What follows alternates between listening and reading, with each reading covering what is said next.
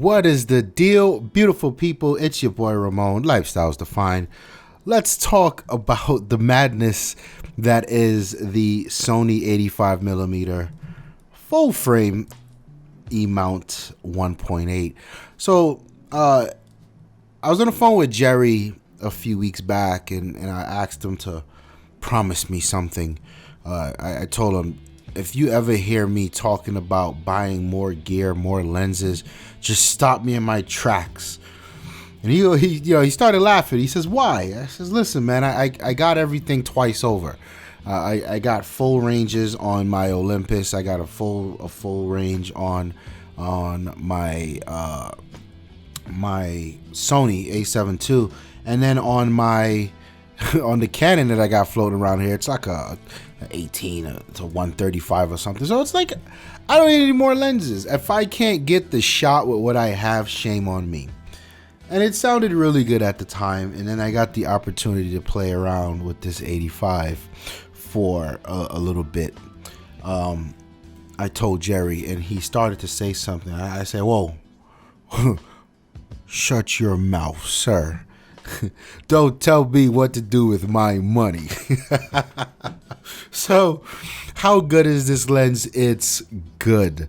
I have to have this lens. There's no f and buts about it. I have to have this lens.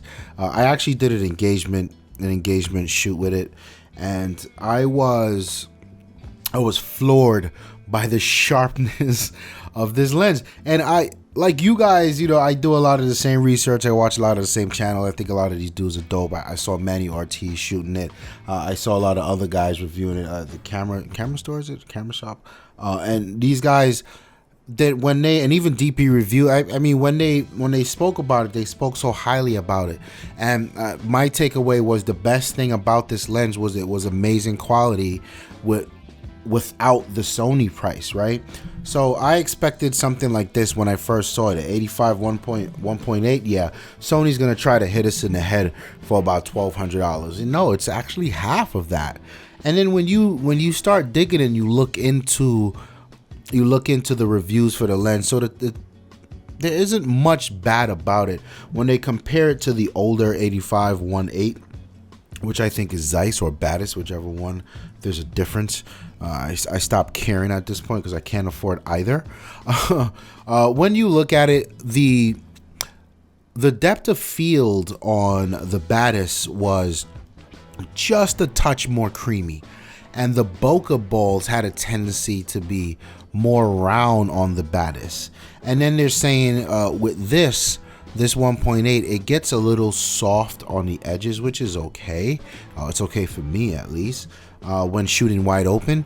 And you know what? For $600, that isn't something to complain about. I mean, I'm very happy with technically understanding the cons of this lens. Totally passable. Now, the engagement shoot was cool. I really got some amazing shots, and the lens really showed me what a prized possession it was, especially for the prize. But things sort of changed when I took it on the street, when I was able to use it in my elements. And you guys know me, I love street photography. That's my favorite right now. And I was actually accustomed to shooting with a long prime like this, because on my Olympus, which is my street camera, I'm rocking the 45mm, which is full frame equivalent to about 90.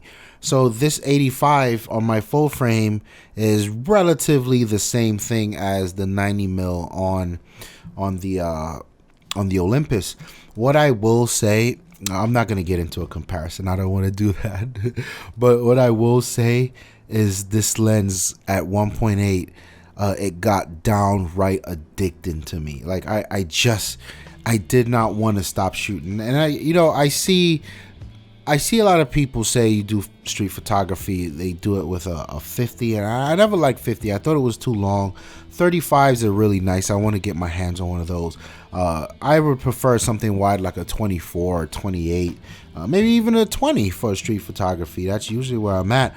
But shooting long, something like an 85 or 90 equivalent for street photography, it really gives you this ability to accentuate the story you're trying to tell, isolate a subject, isolate a part of a person. Like it's so addicting to me.